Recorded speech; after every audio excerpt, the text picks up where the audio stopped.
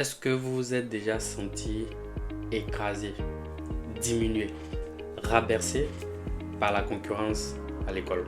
Concurrence malsaine va t'amener à te comparer incessamment à la personne. Ça va t'amener à perdre confiance en toi. La concurrence à l'école n'est pas si mauvaise en soi. Se comparer peut être très mauvais pour toi et même te faire devenir un cas grave pour la société. La concurrence, c'est une très bonne chose. Mais est-ce que vous vous êtes déjà senti écrasé, diminué, rabaissé par la concurrence à l'école? En vérité, la mauvaise concurrence à l'école vous tue et est très néfaste pour la société. Dans cette vidéo, je te montre la différence entre une concurrence saine et une concurrence malsaine à l'école. Et je te montre pourquoi la concurrence malsaine peut véritablement t'anéantir et faire de toi un cas grave pour la société. Mais avant tout, je vais d'abord te montrer la différence claire qu'il y a entre la concurrence saine et la concurrence malsaine ou toxique. Dans la concurrence saine, tu vas t'inspirer de l'autre. Tu vas être motivé par ses performances et ça va te permettre de te dépasser. Mais la concurrence malsaine va t'amener à te comparer incessamment à la personne. Ça va t'amener à perdre confiance en toi et puis ça va t'amener à être sous-performant, à te juger constamment, parfois sur des valeurs ou des échelles qui ne sont pas toujours correctes. La deuxième raison, c'est que vous pouvez ne même pas avoir les mêmes objectifs. Se fixer pour objectif de dépasser quelqu'un dans une discipline, c'est un objectif qui n'a pas trop de sens. Parce que ta vision doit être beaucoup plus grande que ça. Je prends l'exemple du génie en question en mathématiques qui a pour objectif de rentrer à X Polytechnique pour devenir un ingénieur quelque part. Mais peut-être que toi, ce n'est pas ton objectif. Toi, peut-être que tu veux être un écrivain. Tu veux être un journaliste.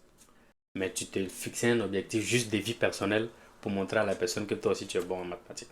Ça ne fait pas de sens parce que si tu finis d'atteindre cet objectif, ben, tu peux être mal orienté.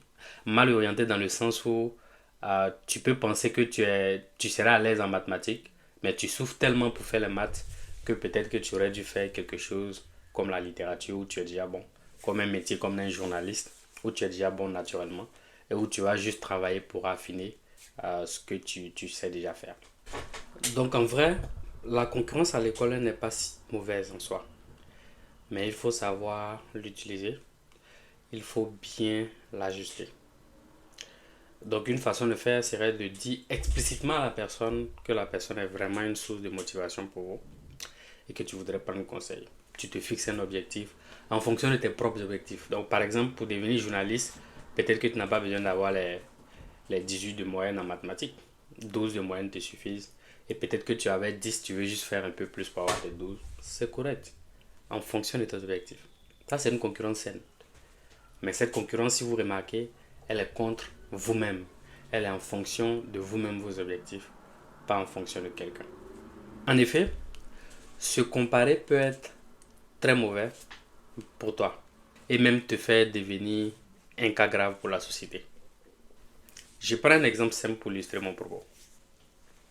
Supposons que tu sois dans une classe avec quelqu'un qui est très brillant en mathématiques. Comme toi, ton ego est très fort, ton objectif que tu te fixes dorénavant, c'est de le dépasser en mathématiques. C'est de faire mieux que lui en mathématiques. A priori, ça peut sembler être noble. A priori, ça peut sembler être bien. Mais ce que je vais te dire, c'est qu'il y a des gens qui sont vraiment très forts. Quand on dit fort, ils sont vraiment très forts. Ils ont des prédispositions naturelles dans certains domaines. Déjà, c'est la première information que je te donne. Peut-être que tu le sais, mais c'est vraiment vrai. Je le confirme que c'est vrai. Euh, donc, si tu te fixes pour objectif dans un tel contexte de dépasser une telle personne, tu peux l'atteindre, oui, parce que c'est possible. En étudiant, en faisant tout ce qu'il faut, tu peux l'atteindre, tu peux le dépasser. Mais après l'avoir dépassé, ça sera à quel prix? Peut-être que tu avais des forces dans d'autres disciplines. Peut-être en langue, d'accord? Peut-être que tu étais quelqu'un qui peut t'en sortir facilement en langue.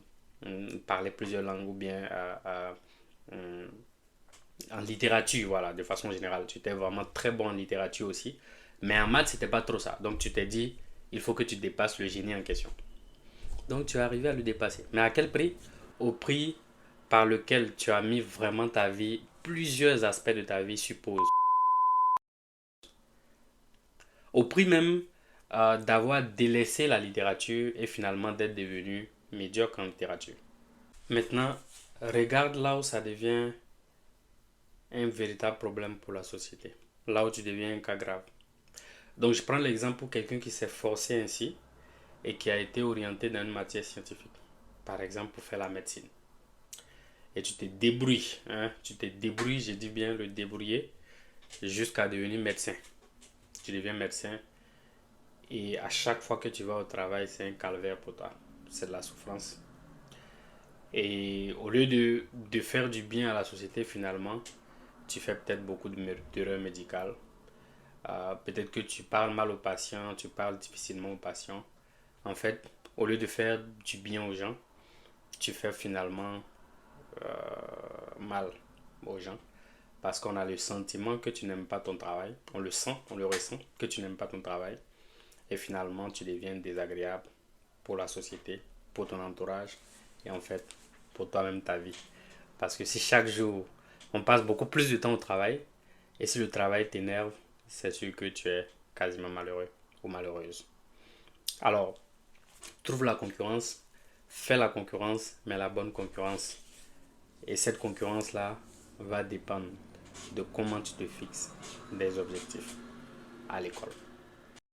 Fixe-toi les bons objectifs. Le livre bleu, juste derrière, peut t'aider aussi si jamais tu as des difficultés à te fixer un bon objectif propre à toi. À la prochaine.